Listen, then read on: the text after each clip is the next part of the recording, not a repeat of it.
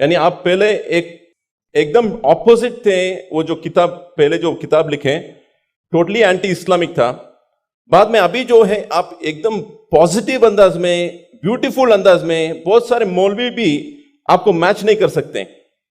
पूरे मौलवी करके नहीं बोलता हूं, बहुत सारे यानी उलमा में भी हर आदमी के पास जो है वो जो बोलने का तरीका जो है हर आदमी के पास नहीं हो सकता है। तो उस अंदाज में आप जो बोल रहे हैं बहुत डीप स्टडी करते हुए आप लोगों के सामने आ रहे हैं। तो what is the transition phase, कैसा हुआ है? ओम पूर्णमदः पूर्णमिदं पूर्णात् पूर्णमुदच्यते पूर्णस्य पूर्णमादाय पूर्णमेवावशिष्यते। ओम शांति शांति शांति। एक अखबार निकलता है उत्तरी भारत में, दैनिक जागरण, बहुत मशहूर, सबसे ज्यादा पाठक हैं उसके। उसमें एक लेख छपा था, दंगे क्यों होते हैं। बल्लाज मधोक, जो बुजुर्ग लोग हैं उनको जानते होंगे बल्लाज मधोक को, उन्होंने एक लेख लिखा था और कुरान मजीद की कुछ आयतें दी थी। तो वो आयतें देखने के लिए कि क्या वास्तव में सही है कि नहीं, मैं इलाहाबाद में एक दुकान में गया और मौलाना फतेह मोहम्मद खान साहिब जालंधरी और मौलाना अब्दुल पारिक साहब की हिंदी का अनुवाद ले आया और उसमें हमने देखा तो वो कुरान मजीद की वो आयत वैसे ही मौजूद थी। तो मुझे लगा कि ये बात सही है और मैंने किताब लिखी, इस्लामिक आतंकवाद का इतिहास। बाला साहब ठाकरे को बहुत पसंद आई, उन्होंने उसका अंग्रेजी ट्रांसलेशन कराया, the history of Islamic terrorism के नाम से। बाद में एक सज्जन ने, अब मैं वहां आ रहा हूं कि मेरा सोच कैसे बदला। मुंबई के एक व्यापारी ने मुझसे कहा कि स्वामी जी आप जो काम कर रहे हो उसमें फंड की जरूरत है, फंड आपको नहीं मिल रहे, आप ऐसा करिए किताब इस्लाम पर लिखिए अमेरिका के लिए, कि वास्तव में इस्लाम से अमेरिका को खतरा है, तो आपको अच्छा खासा आपको वहां से रॉयल्टी मिलेगी, आपके सारे काम चल जाएंगे। लेकिन वो बड़ी किताब होनी चाहिए। उसको लिखने के लिए मैंने हजरत मोहम्मद सल्लल्लाहु अलैहि वसल्लम की जीवनी पढ़ी। जब जीवनी पढ़ी तो जो कुरान मजीद की आयतों को मैंने आतंकवाद से जोड़ा था कि इन आयतों की वजह से आतंकवादी बनते हैं, लेकिन जीवनी पढ़ने के बाद मुझे लगा कि ये आयतें आतंकवाद को रोकने के लिए हैं, आतंकवादियों को। सुभान अल्लाह। क्योंकि उनमें जो युद्ध का आदेश था वो आतंकवाद और आतंकवादियों के विरुद्ध था। तो मुझे लगा कि मुझसे बहुत बड़ी गलती हो गई, एक धर्माचार से ऐसी गलती नहीं होनी चाहिए। और वो गलती क्यों हुई? वो गलती का जिम्मेदार मैं नहीं था, उस गलती का जिम्मेदार अनुवाद करने वाला था, जिसने ये नहीं बताया कि आयत का मतलब कैसे समझें। किसी भी, हम यहाँ जो गैर मुस्लिम भाई होंगे उनको मैं बताऊं कि आयत का मतलब समझने के लिए जरूरी है कि आयत क्यों और किन परिस्थितियों में आई। ये जब जानेंगे तभी सही अर्थ मालूम होगा। तो ये जानने के बाद मैंने एक दूसरी किताब लिखी, इस्लाम आतंक या आदर्श, यानी इस्लाम में आतंक नहीं, आदर्श ही आदर्श है। और इसका हम दूसरा उदाहरण और हम दे रहे हैं क्योंकि हमने एक दूसरी किताब भी लिखी है। एक बार मैं जा रहा था, अभी थोड़े दिन की बात है, तो एक सज्जन से मेरी बातचीत होने लगी। मैंने कहा इस्लाम में आतंकवाद है ही नहीं। तो उन्होंने क्या किया, अपने मोबाइल में दिखाया एक इंटरनेट से कि आज से 100 साल पहले ब्रिटिश पार्लियामेंट में एक भूतपूर्व जो प्रधानमंत्री विलियम ग्लैडस्टोन थे, उन्होंने कुरान मजीद को लहराते हुए उसके बारे में कुछ नेगेटिव चीजें कही थी। तो मुझे बिल्कुल अपनी बात याद आ गई कि जैसे मैंने गलत समझा वैसे विलियम ग्लैडस्टोन ने भी गलत समझा, और उसके जिम्मेदार वो नहीं, अनुवाद करने वाले थे, क्योंकि उन्होंने सही अनुवाद उसको सही ढंग से एक्सप्लेन क्यों नहीं किया। तो मुझे लगा कि अब इस पर भी एक किताब लिखने की जरूरत है। तो मैंने एक दूसरी किताब लिखी है, कुरान जीने की कला। वो अंग्रेजी हिंदी में है, वो छप चुकी है जामिया नगर में, जो जमाते इस्लामी के मरकज से छपी है। अंग्रेजी में इस्लाम एंड आर्ट ऑफ लिविंग के नाम से अंग्रेजी में भी छपेगी। अब इन सारी चीजों जो मैंने इस्लाम को देखा, कुरान को देखा, उसके हिसाब से मैं एक छोटे से निष्कर्ष पे पहुंचा कि इंसान में इंसानियत लाने के तरीके का नाम इस्लाम है। और ये जुमला नहीं है, ये जुमलेबाजी नहीं है कि मैं अपने तरफ से मैंने कोई एक मुहावरा कह दिया, एक जुमला फेंक दिया। ये बात दलील के साथ मैं बताऊंगा। और मैंने दलील के साथ देखा है, ये इंसानियत के दुश्मन है। काम, क्रोध, मद, लोभ, मोह, ये दुश्मन है।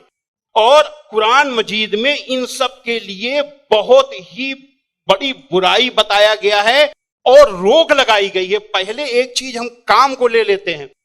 काम यानी कि किसी भी महिला को, किसी भी औरत को अपनी बीबी को छोड़ करके और दुनिया की जितनी महिलाएं हैं उनको अपनी मां, बहन, बेटी समझना, ये कुरान में बहुत ही सख्ती से पालन करने के लिए कहा गया है।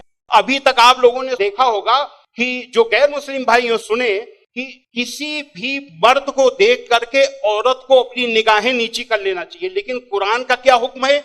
कुरान के सूरा 24 आयत नंबर 30 में है, ऐ मोहम्मद मोमिनों से कह दो कि वे अपनी गैर जो भी महिलाएं हैं जो उनको देख करके अपनी निगाहें नीची रखा करें और अपनी शर्मगाहों की हिफाजत करें। यानी जब सुभान अल्लाह मर्द जब अपनी पत्नी के सिवा किसी को देखे तो आंख न मिलाए उससे, अपनी निगाहें नीची कर ले और मर्यादा में रहे। ये पुरुष के लिए ये बनाया गया नियम और यही नियम औरत के लिए भी, दोनों के लिए वही नियम बनाए गए। ये नहीं कि केवल औरत के लिए। कहते हैं कि इस्लाम में औरत को दबाया जाता है, लेकिन मर्द के लिए कितना सख्ती से नियम बनाया गया। तो ये काम के लिए कितनी सख्ती की गई। क्रोध, गुस्सा के लिए सबसे पहले गुस्सा का तरीका इस्लाम में इतना आसान बताया गया कि देख करके मैं सबसे ज्यादा प्रभावित हुआ। कहा जाता है अगर किसी का रुक जाए तो वो पूरा संत बन गया, साधु बन गया। और कितना बढ़िया तरीका इस्लाम में बताया गया, कुरान में बताया गया है कि माफ कर दो, किसी के गुनाहों को माफ कर दो, और जब माफ कर दो को गुस्सा खत्म। और सबसे पहले ये हुक्म दिया गया पैगंबर को। सूरा 7 आयत नंबर 199 में हुक्म आया कि ऐ मोहम्मद माफी का तरीका अपनाओ और भलाई का हुक्म देते रहो और अज्ञानियों से किनारा कर लो। सबसे पहला माफी का हुक्म अगर आया तो अपने पैगंबर के लिए आया। और ऐसे लोगों को क्या कहा गया? सूरा 3 आयत नंबर 134 में अल्लाह का हुक्म है कि जो लोग तंगी और खुशहाली की हर हालत में अच्छे से अच्छा काम करते हैं और गुस्से को रोकते हैं और लोगों के गुनाहों को माफ करते हैं, तो अल्लाह ऐसे लोगों को पसंद करता है जो ऐसे अच्छा से अच्छा काम करते हैं। हजरत मोहम्मद सल्लल्लाहु अलैहि वसल्लम पर कुरान उतरने के बाद आपके दिल में उतर गई। दिल में उतरने के बाद आपके कर्मों में उतर गई। आपके एक एक कर्म कुरान में अल्लाह के हुक्म के अनुसार हुआ करते थे। आपने पहले खुद अपने आचरण में लिया, अपने अखलाक में लिया, तब दूसरों को बताया। फतेह मक्का के दिन वो अबू सुफियान जो आपके खिलाफ मक्का की एक एक लड़ाई में आपका के खिलाफ नेतृत्व करते थे, जब वो सामने पड़े फतेह मक्का के दिन, तो हजरत मोहम्मद सल्लल्लाहु अलैहि वसल्लम ने कहा कि आज अबू सुफियान को माफी, और जो अबू सुफियान के घर में दाखिल हो जाए उसे भी माफी। आज जो अपने घर के दरवाजे बंद कर ले उसे माफी, जो मस्जिद में चला जाए उसे भी माफी। अब आप सोचिए, जिस मक्का में कदम कदम पे आपका विरोध था, कदम कदम पे आपके रास्ते पे रोड़े अटकाए गए, और जो 10,000 लोगों की फौज के साथ आप जब पहुंचे तो किसकी हिम्मत थी कि सामने होता? सारे के सारे लोग छिप गए। जब हजरत मोहम्मद सल्लल्लाहु अलैहि वसल्लम ने देखा कि कोई नहीं दिखाई दे रहा, तो बहाना बनाया माफी देने का। ये बहाना क्या बनाया कि जो यहां चला छुप जाए उसे माफी, जो वहां छुप जाए उसे माफी, जो वहां छुप जाए उसे भी माफी।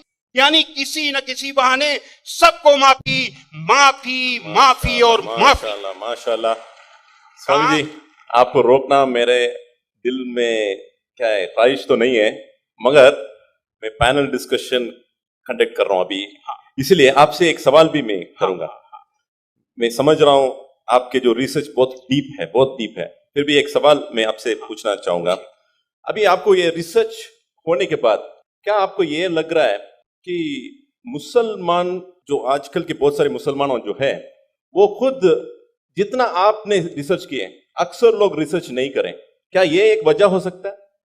मेरे हिसाब से मैंने जो जो भी मसाइल यानी समस्याएं दुनिया में देखी हैं, उन सारी समस्याओं का पॉजिटिव हल कुरान मजीद में मौजूद है। बस देखने की जरूरत है। जो ईश्वरी किताबें होती हैं वो बहुत ही रहस्यमयी होती हैं, उनको समझना आसान काम नहीं है। उसके लिए तन और मन दोनों की पवित्रता चाहिए। केवल शरीर नहाया धोया ना हो, केवल शरीर की को पाक करने की ही केवल जरूरत नहीं है, मन को भी पाक करने की जरूरत है। जब शरीर और मन से पाक होकर के आप देखेंगे तो उसका रहस्य समझ में आएगा, आपकी हर समस्या का हल कुरान मजीद में मिल जाएगा। और उसी नजरिए से आज का मुसलमान कुरान मजीद को नहीं देख रहा, इसीलिए समस्याएं पैदा हो रही।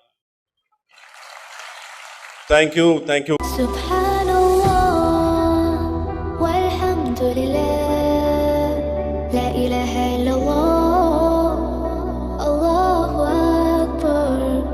सुब्हान